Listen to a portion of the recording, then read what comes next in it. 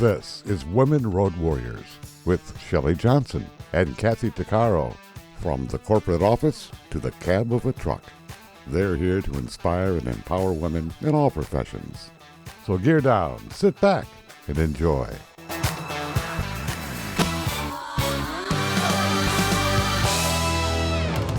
Welcome to Women Road Warriors. We're an award-winning show that works to inspire and empower women in every profession. Our goal is to power women on their road to success. We tackle all kinds of topics and work to encourage women to be their very best with informative guests and women who've been champions. I'm Shelley. And I'm Kathy. No topic is taboo on our show. We tackle the tough topics along with the not-so-tough topics, and we like to feature experts and celebrities who can assist women in being the very best they can be. Overcoming fear is a challenge many of us face, and there are many ways people get over their worst fears. Extreme sports are one way. Highlining is a relatively new sport that tests the courage and athletics of the people who participate. They do this over small canyons, between buildings, mountains, bridges, over water, and at really scary heights. Taylor St. Germaine is a stellar example of the best of this sport. She overcame her intense fear of heights and forged ahead to being ranked second in the world for freestyle highlining. It's an amazing story. It took Taylor countless hours of dedication and hard work both on and off the line. Taylor outperformed the reigning World Cup athletes recently at the 2023 Winter FestiSlack Competition. This milestone set her even further apart. Taylor is a pioneer in the sport and the first woman to land several intricate and dynamic tricks on the highline. She's going to represent Canada in July at the World Cup in Switzerland. Taylor's with us today to talk about her triumphs and the spirit of perseverance with the message of empowerment. We're all about empowerment on this show. Welcome, Taylor. Thank you for being with us. Thank you so much for having me. I'm really stoked to share my story and hopefully inspire some others. Oh, we're stoked to have you. Go Canada! There you go. You know, Taylor, you're absolutely amazing. You sent pictures of what you do with highlines around mountaintops, walking on that highline. Most people would say, OMG. All I can say is, wow. Thank you. My stomach did a flip just looking at the pictures, just saying. Oh, yeah. Wow. You know, Taylor, you're a serious trailblazer, not only for yourself, but for all women. You haven't been doing this that long either. I read that you began during the beginning of the COVID pandemic. Yeah, so I mean, I have been highlining slightly longer than that. I guess my first summer of highlining seriously was in 2019. But at that point, I was still super, super scared. So I was really just working on standing up and, taking some steps. I didn't really get into freestyle highlining, which is what I do now, until, after the COVID pandemic started. Okay. For listeners not familiar with the sport, what is highlining and how high up and how thick are those lines? Yeah. So I guess for most people, the easiest way to imagine it is like tightrope walking. However, it is not tight, nor is it a rope. So it's called a slackline because there is slack in the system. And instead of a rope, it's actually a piece of webbing. So if you've used ratchet straps, it's kind of similar to that, but we use 1-inch pieces of webbing. So it's quite small under your feet. And the height totally depends on the spot. For it to be considered a highline, typically you want it to be higher than 50 feet. But you can definitely rig lines that are a little bit lower and feel more comfortable than that. But it's funny because actually the higher you are, the safer you are, if that makes any sense. Mentally, that would not make sense to me. No. No. So it's actually because there's a backup line that is underneath the main line. So you'll notice in pictures that it looks like there's a straight line and then there's a loop that comes underneath it. And that's your backup. So what we do is totally safe. I mean, safer than driving your car, at least. So there's the main line there that should never fail. However, if it were to fail, the backup line is a little bit looser than the main line, and that's what's going to catch you. So you actually end up falling a decent distance, but you're still caught by a second piece of webbing. So that's why we say the higher up, the safer you are, because there are some lines that are too low so that backup line actually wouldn't catch you. But the idea of the high line is to either walk on it. A lot of people like to walk. So there's different disciplines. There's speed line where you try to go as fast as you can across a certain length. There's just walking distances. The world record right now is 2.7 kilometers. So absolutely insane. And then there's freestyle lines, which is what I do. mostly. I kind of do everything. But for freestyle lines, you want them to be around 7 years long. And that's where you are bouncing and doing tricks. Wow. Just Now, talking about that, my stomach is still flipping. oh, I know. My hands are sweating. Hot flash. It's kind of like watching a really scary movie. And this is like when I watch movies where people get Yeah. get near a really high precipice or something, it's like, oh, you know. So, I mean, looking at the pictures you have, it's really dramatic. And for you to have a fear of heights and do this, you had that as an obstacle. Plus, I would think you'd have to have a really good sense of balance. Yeah, the balance thing is definitely, I mean, it's something you learn, but I was lucky to have a background in competitive dance. So I think my balance was already pretty well developed. So it wasn't, the physical aspect of the sport actually wasn't the hard part at all. It was totally the mental component that really was, took me years and years to work on. Because my first time on a high line, it was, I think that was in 2018. And I got off and looked at my partner at the time and said, never make me do that again.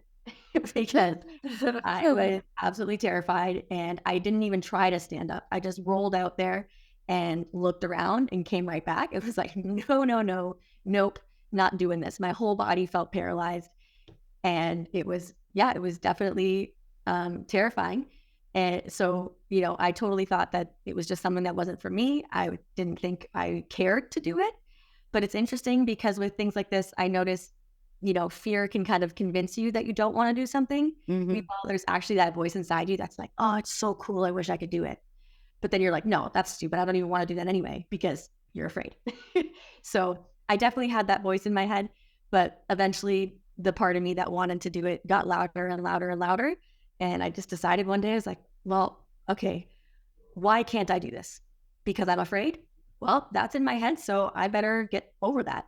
And it was very difficult. It took a lot of tears, but I got here and now it's fun. So That's amazing. And when you talk about paralysis, fear does that. It doesn't matter if it's emotional, whatever you're really afraid of, you can be paralyzed and just frozen in time. Totally. And that's what highlining has helped me with so much is that now I can apply that to so many different aspects of my life.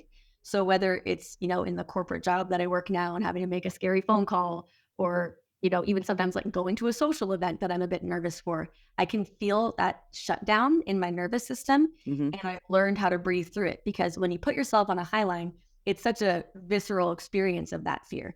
You're out there, your whole body is screaming at you. You shouldn't be here. This is not safe. Get out. And you kind of go into this like freeze response. And learning to breathe through that and convince yourself out of that with positive affirmations is so powerful. So I feel like the fact that I put myself in such an intense version of that, now anything else that I face in life is, I can recognize when that process is happening within me and I can really kind of speed up the recovery from it and push through. It's a kind of amazing how this kind of training helps you in so many facets of life. Kathy, you said learning to drive all of the big equipment that you do has made a huge difference in terms of fear for you. Yes. And my motto, interestingly enough, is feel the fear and do it anyway. I love that. I did too. It's great. Because let me tell you about shaking in my boots with this, like these ginormous pieces of machinery that are worth like $13 million and you're in charge of it. You're like, oh my God, please don't hit the berm. Please don't slide. Please don't, and just to think that you're it and that fear, that shaking, but what it has done for me, it's given me a backbone. It's given me leadership. It's given me kahunas. Yeah. Kahunas. Yes. I like that. Right? Yes. And it's just done a wonderful, a whole ensemble of qualities to my whole persona of who I am today because of feeling that fear, doing it anyway, getting on whatever is coming my way that even though I'm not sure, if I could only put you in my mind a little bit when you're hanging upside down on a dozer, like on the scale of imagine the Grand Canyon, you're pushing the dirt over the edge of the cliff and you're hanging there. Oh, so yeah. Is there fear? Absolutely, 100%. But because I'm doing it, it does it. you can't even put words into what it does for me, right? And I can't even imagine what you're doing. Like, I'm like, holy, you must get off that not that rope, but that tweed or line. What you call it? Well, would be that line? Yeah, the line, and just say like, oh my God, look at me go! I'm such a badass. Yeah, it's cool. I mean, definitely there was a moment that I will never forget where I was highlining on the Chief in Squamish, BC, and I'd been going there for 4 years. And for the first 3 years that I had traveled there to highline, it was never fun. And I just was always afraid I would do it and I'd be able to will myself through it. But it was so uncomfortable the whole time. And then finally that 4th year, when I got onto one of the biggest, like scariest lines on the Chief, I turned to look at the view and I looked down at the like hundreds and hundreds of feet below me. And I started laughing almost hysterically because I was like, this is chill. I like almost cried because I was like, holy crap, this is chill. I can't believe that finally my brain has caught up to like my body and I've like recognized that it is safe. I'm not going to die and I can actually enjoy this now. And it is the most liberating feeling in the world when you know that it is a scary thing, but you're not feeling that fear response anymore. Or at least you're able to be like your love for what you're doing is stronger than the fear of what you're doing. And I think that that's really powerful. It really is. That's a huge triumph right there. Yeah, holy. Stay tuned for more of Women Road Warriors coming up. Dean Michael, the tax doctor here. I have one question for you. Do you want to stop worrying about the IRS? If the answer is yes, then look no further. I've been around for years. I've helped countless people across the country, and my success rate speaks for itself. So now you know where to find good, honest help with your tax problems. What are you waiting for? If you owe more than $10,000 to the IRS or haven't filed in years, call me now at 888-557-4020 or go to mytaxhelpmd.com for a free consultation and get your life back. Industry movement Trucking Moves America Forward is telling the story of the industry. Our safety champions, the women of trucking, independent contractors, the next generation of truckers, and more. Help us promote the best of our industry. Share your story and what you love about trucking. Share images of a moment you're proud of. And join us on social media. Learn more at truckingmovesamerica.com.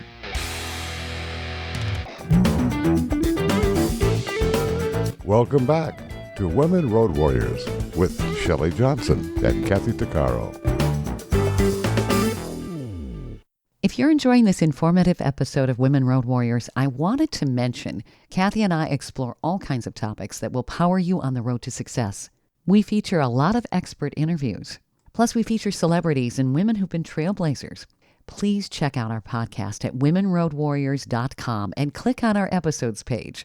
We're also available wherever you listen to podcasts, on all the major podcast channels like Spotify, Apple, YouTube, Amazon Music, Audible, you name it. Check us out and bookmark our podcast. Also, don't forget to follow us on social media. We're on Twitter, Facebook, Instagram, Pinterest, LinkedIn, YouTube, and other sites. And tell others about us. We want to help as many women as possible. Imagine balancing yourself over an immense canyon or between two tall buildings while walking and doing tricks on a slackline no bigger than 1 inch thick. Now imagine doing this after you used to have an intense fear of heights. Taylor St. Germaine is a powerful example. She overcame her fear and became a freestyle highliner world champion in the sport that's also called slacklining. She rose to this height in just a little over 4 years. Taylor outperformed the reigning World Cup athletes at the 2023 Winter FestiSlack Competition. She's the first woman to do several intricate and dynamic tricks while bouncing on the high line. We're learning more about conquering fear and perseverance with Taylor's help. So Taylor, how high are you? I mean, some of those pictures I'm looking at, it looks like you're as high as the mountain peaks. Yeah, so I mean, like I said, it depends on the spot. So the Chief in Squamish, I don't actually know how high it is in direct exposure down to the ground, but definitely hundreds of feet there. That's one of the higher places that I've been. A lot of times, to be honest, though, I end up in places that aren't super high because they're just easier to set up. And for what I'm doing for like freestyle highlining, you kind of just want to get there and be able to train all day.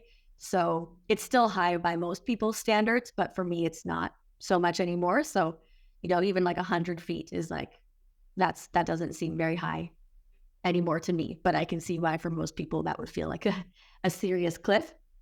But yeah, definitely like the height can be, now it's just an added bonus. Before it was like it was an obstacle. Now it just feels like it's a painting that I'm kind of dancing in. So that was kind of how I got myself over the fear for a while. I had to tell myself like, okay, no matter what you're looking at, I only exist in this space of where my leash allows me to fall below the line and as high as I can stand above the line. Everything else is just an illusion. So I was able to kind of trick my brain that way and then get over it. But it's interesting because I've had a lot of people, comment on my posts on Instagram or make comments to me like, oh, you must be such an adrenaline junkie. So I just want to clear up that I am not an adrenaline junkie at all. I do not enjoy that feeling. I'm actually the opposite. I'm trying to train my brain to be calm in those situations because I've been around people who are like, they just want that rush. I don't want the rush. I want to be able to conquer the fear. So so it's interesting because I think a lot of people kind of will look at what I do and say, oh, I could never do that because they're afraid. And they don't consider themselves to be adrenaline junkies or, badasses or whatever. And so I like to make it very known that this was not natural for me. I'm not one of those people who just goes out seeking this kind of experience. I had to overcome a lot of obstacles to get here. And if I could do it, absolutely anyone in the world can do it. It just takes a little bit of courage for sure, but you do not have to be a daredevil. It's a wonderful testament to overcoming fear and a great message to people for sure. Absolutely. What I'm hearing, well, what I know, it's really a matter of perception, right? Because if you think that that you can't do it, you won't do it. You're not even going to try. And what you thought was like the most, biggest obstacle in the world to overcome. And now that you're doing it, like you said, you're like, oh, that's not so bad. Like, that's not even that high. Like, what are you talking about? I can, right? It's a matter of flipping that switch in your brain to view it differently. And I think that is one of the golden key to overcoming a lot of obstacles in our life, shifting the focus. I like that. Yeah. So speaking of shifting focus, something in my yoga teacher training that my teacher taught me was instead of like when we think about fear, thinking of it as meaning feeling excited and ready. So she's like, if you're feeling fear, you're feeling excited and ready because that's now what fear stands for. Bring it on. I like that. I like it too. Yeah. Yeah. It's like, okay, feeling fear, feeling excited and ready. And I think that that's a really good way to kind of shift it because I believe that there's two main emotions and every other emotion stems from those. And those are fear and love. So all of our like negative, not uncomfortable emotions come from a place of fear, and all of our happy, wonderful emotions come from a place of love.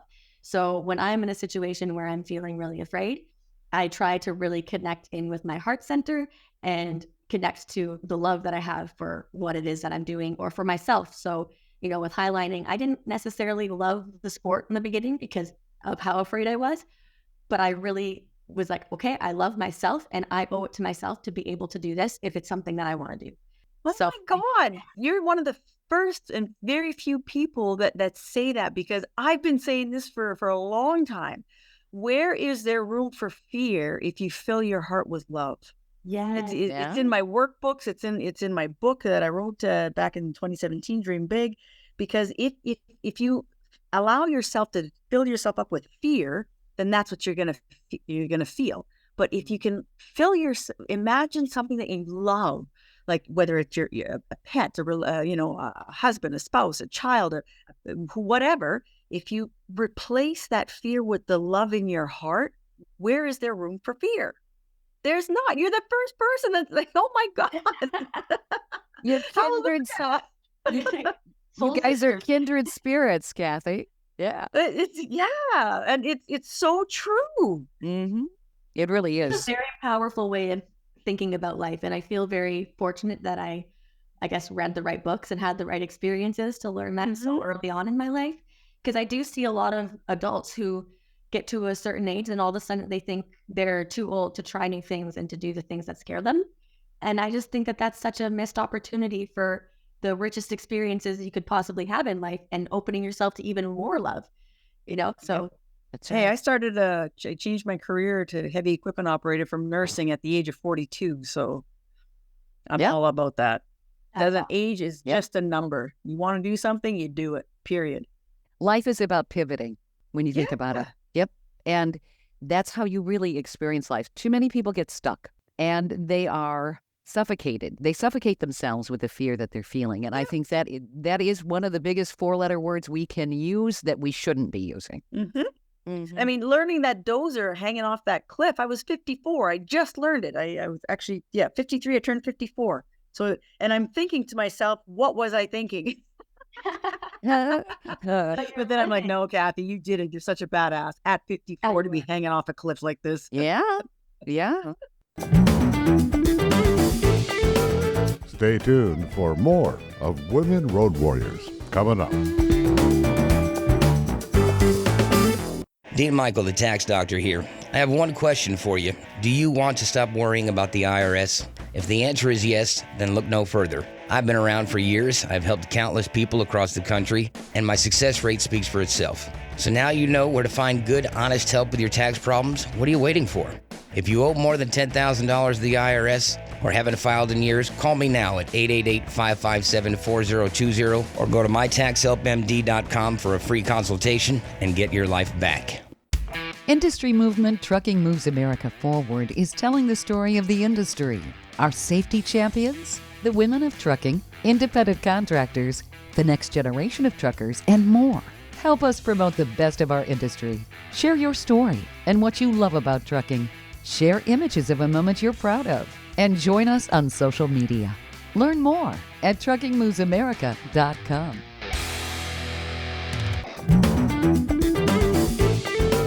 Welcome back to Women Road Warriors with Shelley Johnson and Kathy Tuccaro. Taylor St. Germaine has found that the challenges of highlining at breathtaking heights have allowed her to stop fear and breathe through it in other aspects of life, whether on the job or other situations. She uses positive affirmations to overcome challenges and fear and speed up the recovery and push through. She's able to focus and trick her brain to get over fear. Taylor believes that all of our negative emotions come from fear, and it's a matter of conquering that. She says that when we think about fear, think about it as feeling excited and ready, and it won't overtake you. Taylor connects to her heart center and the love she has for what she's doing to redirect those negative emotions, like fear. Opening yourself up to love overcomes fear. There's no place for fear when you feel love. Taylor's training and experiences as a slacklining champion have taken her to new heights to overcome life's obstacles. We're learning more about that and her terrific insight. So, Taylor, what motivated you, Taylor, to go from being a dancer to getting up on a high line and basically walking on something to me that looks visually like the width of dental floss? You know? We always say, dental floss. Well, honestly, I have to say, this was not it didn't really come from myself in the beginning. I was working at a rock climbing gym out right at the end of high school because my friends opened up a climbing gym and they said, hey, do you want to work birthday parties? And I said, okay, but I don't know how to rock climb. And they said, that's okay. You're just going to work the front desk and, belay kids up the wall. So I was like, okay, that sounds fun. Better than working at the grocery store as a cashier, which I was doing prior to that. So I took the job there. And I have a twin sister, so we actually got the job together. And when we both walked into the gym, we looked up at the top of the wall and I was like, oh my God, do people go up there? And my manager looked at me and he's like, yeah, you will. And I was like, I don't think so. And that's only 25 feet tall. But I was terrified. I was like, no. I will not be climbing up to the top. I will watch the kids do it. I will belay them. And that's about it. But obviously working in that environment got me desensitized to climbing. My coworkers kept convincing me. Then I ended up dating a gentleman that I met at the climbing gym. So him and I would go on these climbing trips. And so I got pretty into outdoor rock climbing and was slowly conquering my fear of heights in that space. But then he wanted to get into highlining because he was a slackliner. So he would do it at the park and he would always take me, and I would hate it because I kept falling on my butt and hurting myself. And I was like, this is so annoying. I really didn't enjoy it at all because slacklining is much harder to have success in the beginning. I always say it's a super steep learning curve because pretty much the beginning is just like fail, fail, fail. Whereas rock climbing, you can pretty much make it to the top of a wall with zero experience. It's kind of more innate, but walking on a slack line is pretty demoralizing for the first little bit. Your body just has to figure it out, which takes time. So I did not enjoy it, but he got super into it and was going out to these high lines. And then that was when I got on my first high line and said, no, this is not for me. But actually what motivated me to really pursue it was like, the feeling inside of me that was like, damn, they look so cool out there. I want to look cool. I went to a slackline festival in Quebec, and that was the first place where I really saw women highlining and enjoying it, because the community in Ontario was like definitely male dominant, and the women that would do it weren't super excited about it. So it was like they would go out and, they'd get on the line, but they didn't really have the same passion that the men did. So in my perception, it was more for men. Like, it was kind of like, yeah, it's what the boys do. I'm just, just a girl, gonna, maybe try, but didn't really feel that motivated. But then I watched this one woman at the festival who was walking back and forth on a line, singing like beautifully. And then she was doing these different tricks and poses, and she was laughing whenever she would fall. And I just remember watching her in awe and thinking, oh my God, women can do this and they can make it look more beautiful than men.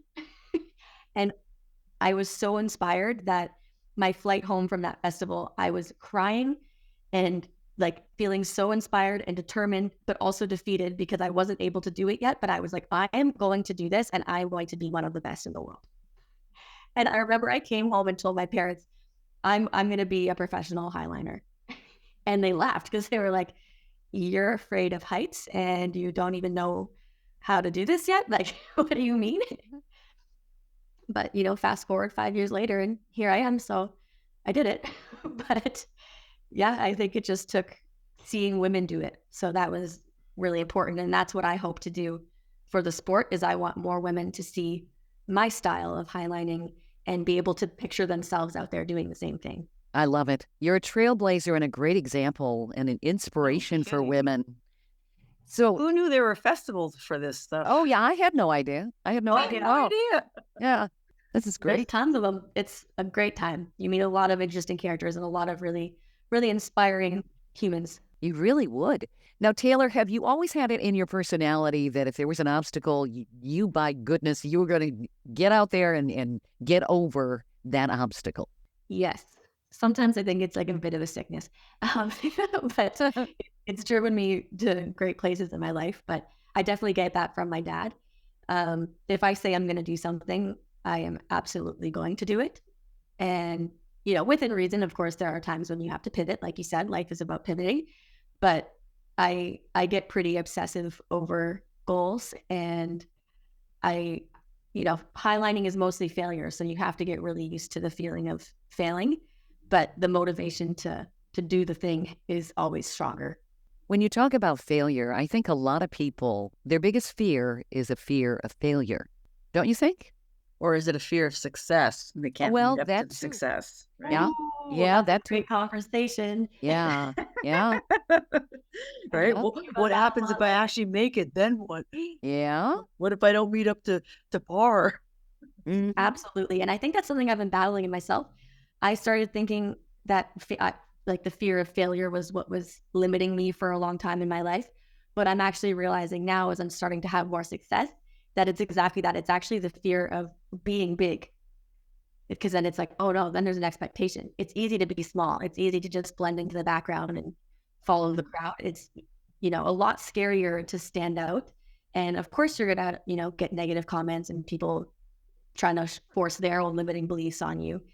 But I think that's just their own fear of success as well. Mm-hmm. And they can't fathom that, you don't live with that. And I've actually had, quite a few comments from people just kind of projecting their fears on me lately, being like, well, how are you going to make money? And how are you going to do this? And I've, just kind of said, I don't believe in thinking that way anymore.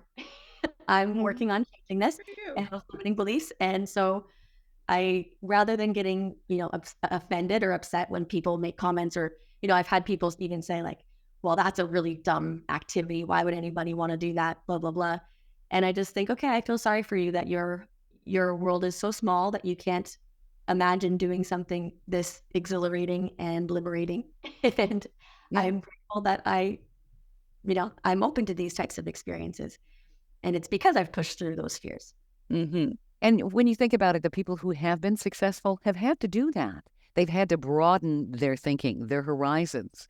And they've had to deal with the naysayers who, personally, I think a lot of the naysayers, not only are they fearful of success, but they're jealous. Yeah, absolutely. Mm-hmm. Totally. And so that's where the empathy has to come in. I try to not get, angry back at people that are rude to me. It's more just like, okay, you know what? I feel sorry for them that they haven't experienced this kind of success, and maybe they're insecure. I wish them some healing so that one day they can feel secure enough in themselves that they don't need to tear other people down.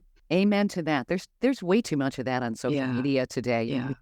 It's like, I think social media has brought out some of the worst characteristics of human beings. And when you think about it, they do this sort of thing behind a computer or behind their phone where no one can see them. So they're basically nasty little cowards. Oh, totally. I have had some people make really rude comments about me on some of my videos. Like I had one video where I was wearing just like a sports bra, I guess. And then some man commented, totally thought this was a dude until I saw those mosquito bites. Oh, yeah. Wow. And I was just like, wow, why is that even something that you felt the need to comment? Like super rude, inappropriate. Wow. Yeah, I've had just some, very inappropriate, rude comments. I had someone else say something about keeping hip hop music out of crunchy granola rich girl activities. And I was like, okay, so I'm not allowed to put hip hop music in my reels on Instagram anymore, I guess. Well, I don't care. I'm going to put whatever music I want to put, but exactly. It's like, this is what I like to listen to. What do you mean? And then to say, like, I've had people say, oh, I could do this too if I had a $80,000 van given to me from my parents and didn't have to work and all this stuff. And I was like, where did you get that from? I've been working my ass off. Yeah. Oh my God. To be able to travel and do these things. And I don't get handouts. I've made this happen on my own. I mean, I definitely recognize the certain level of support that I get from my family, but it's, I definitely was never given a, $80,000 camper van. I bought it and built it myself. So that's impressive. And it's amazing how the people who are basically little cowards who, if you put them on a high line, they'd probably cry like a baby. Wouldn't be saying any of that stuff. Yeah. Yeah. Oh, God.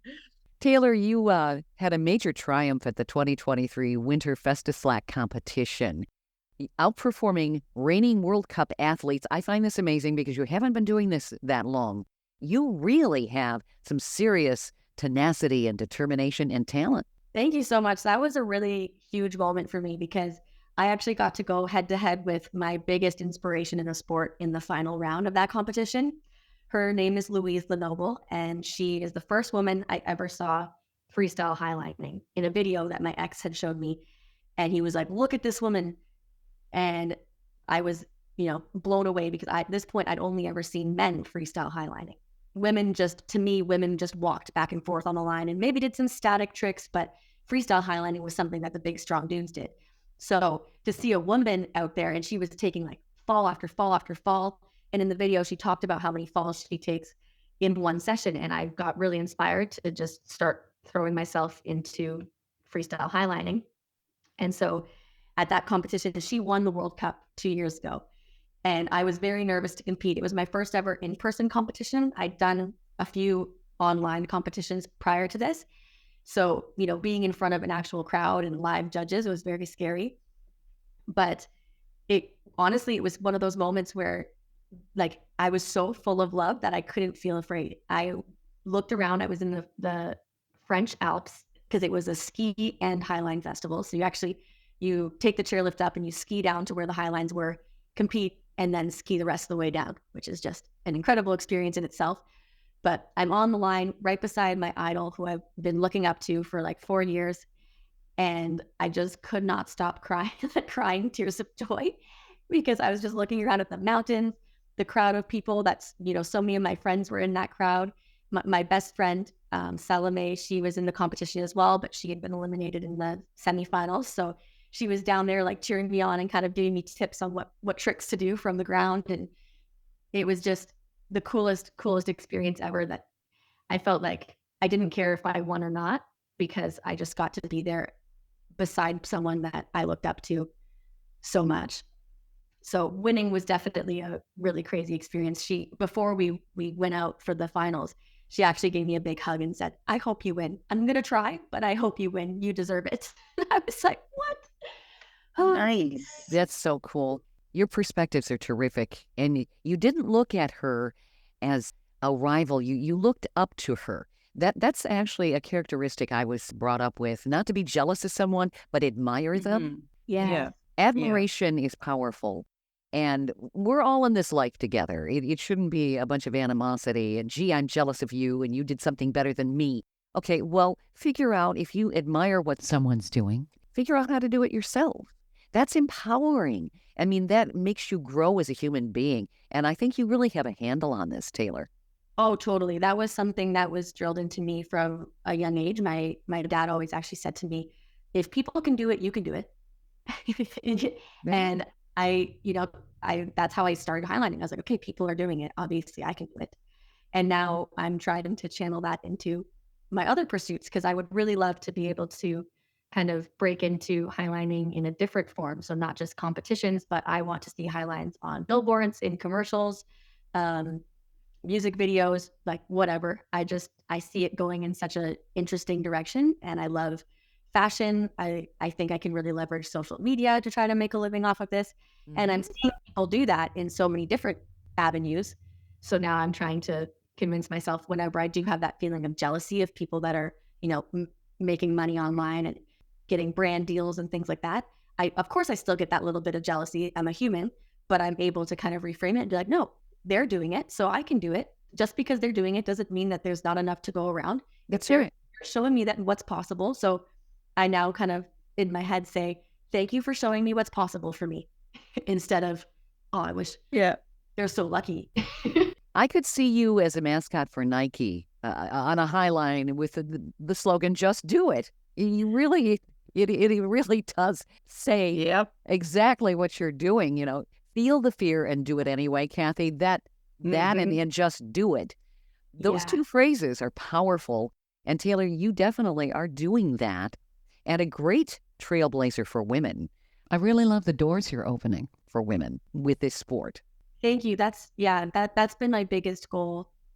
Just to change the paradigm, because there's times when I go up highlining, and especially in Ontario, a lot of the crew here, there's getting to be more women joining now, but for years I would be the only woman out there. And there's one spot that we would go to where there's a lot of tourists that walk by. And every time they walk by, like there'd be, a group of people, and they'd be like, "Oh, are you all doing this?" And I'm sitting there and I'm like, "Yep, we all do it." And they look at me and they go, "Even you?" Oh, wow. You God, the little girl. Oh, you're just a girl. Do you do that? Yeah. But the interesting thing to me, and this is what I want to change, is that it was almost always women who said that to me, not men. Interesting. Well, that's jealousy. Wow. Totally. Yeah. Like women, like I think women push the other women down because of their own limiting beliefs and the way society has made them think that to see another woman doing something that you feel is impossible for you because of your fears and limitations or self-imposed limitations, you feel like triggered by it. It feels like, oh, they can't possibly do that because I couldn't see myself doing that. But the more women we see doing these badass things, the less that's going to be instilled in our brains. Yeah. And so I love when I'm highlining and I see a little girl at the anchor. So when I can come up, I love to have a chat with them and say, "Do you think you'd want to do this one day?" And sometimes they're like, "Maybe." Other times they're like, "Yeah." Of course there's some girls that are like, "No way, I'm scared." But I love to just have that conversation with them and know that image of a woman, someone who looks like them, implanted in their brain, so that they don't just see these sports as something that's not for them or something that, daredevil men do. This is wonderful. You're setting a wonderful example, helping young people set intentions and goals and accomplish things they might not normally do. This is great. I think that's what life's all about. Yes. There are no limits. That's right. The only limits are the ones we put in our way, ourselves. That's right. Yeah. Yep. Totally. And can't is a word that should never be used. Mm-hmm. Yep. I never liked the word can't. I never liked the word no as a child. So, of course, that made me rather challenging. But it's like, I don't really? like the word should. When someone tells me I should should do something. and Never excuse should me? on yourself. Never should on yourself. I say that all the time. And I should on myself quite a bit. So I'm trying to catch myself. Yeah. We all do that too much. It's like, no, that word's not allowed. Nope. Nope. So, Taylor, you're going to be competing in July.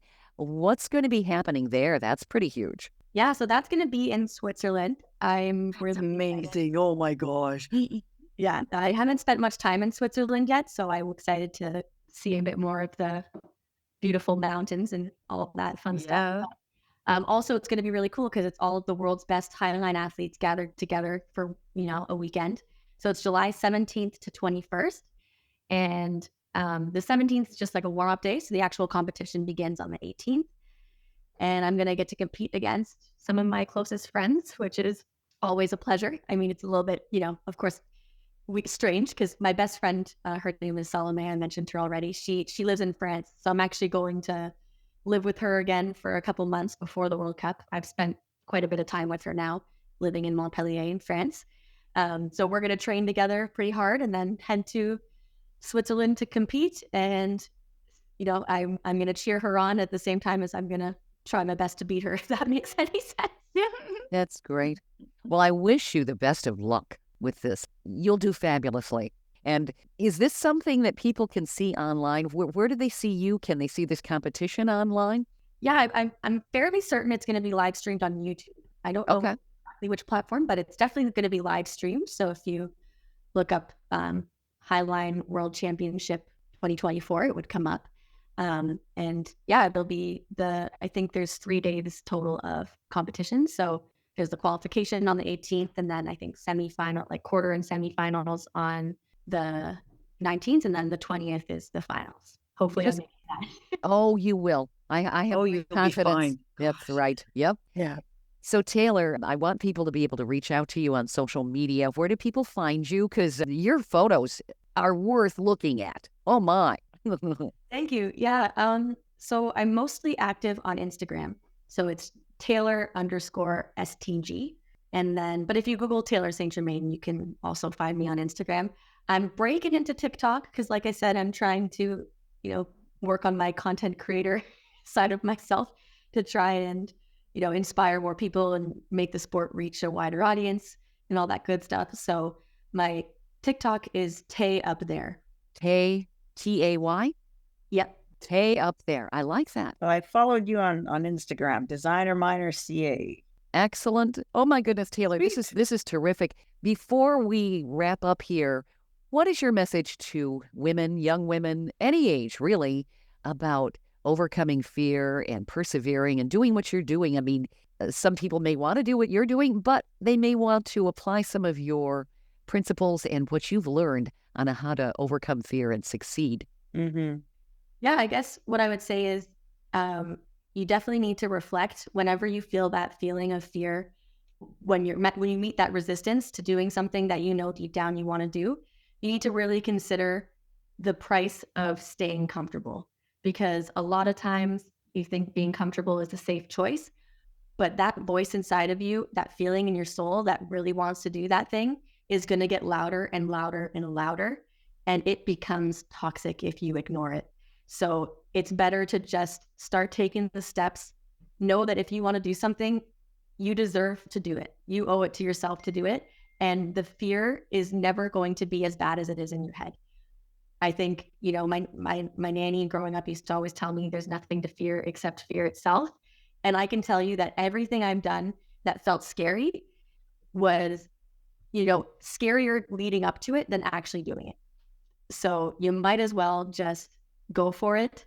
And, remember that fear means feeling excited and ready. and you will never regret doing the scary thing, but you will always regret it if you stay inside your comfort zone. I love your philosophies. This has been wonderful talking with you, Taylor. You are an amazing lady. You are an amazing example, and I think you're going to do wonders for women in sports as well as any other career, really. What a great example you are. Thank you so much. It has been really incredible talking to you both. I really love your show, and I love, the strong messages that you both share as well. So I'm honored to have had the chance to share my story and, hopefully be part of inspiring more women out there. I can tell you one thing. Next time I'm doing my yoga, which I do mostly every day, and by the way, I am no graceful swan. I have zero balance, so I'm constantly tipping over. But I will be thinking of you, imagining you on that line, and thinking, if she can do it, I can do it. That's right. Yes. Yeah, you can. This is great, and whenever Taylor. I have to drive a big vehicle, I'll be thinking of you, Kathy. Okay. There you go. It's been a pleasure having you on the show. Thanks so much, Taylor. We hope you've enjoyed this latest episode. And if you want to hear more episodes of Women Road Warriors or learn more about our show, be sure to check out womenroadwarriors.com. And please follow us on social media. And don't forget to subscribe to our podcast. On our website, we also have a selection of podcasts just for women. There are a series of podcasts from different podcasters. So if you're in the mood for women's podcasts, just click the Power Network tab on womenroadwarriors.com. You'll have a variety of shows to listen to anytime you want to. Podcasts made for women. Women Road Warriors is on all the major podcast channels like Apple, Spotify, Amazon, Audible, YouTube, and others. So check us out, and please follow us wherever you listen to podcasts. Thanks for listening. You've been listening to Women Road Warriors with Shelley Johnson and Kathy Tuccaro. If you want to be a guest on the show or have a topic or feedback, email us at sjohnson@womenroadwarriors.com.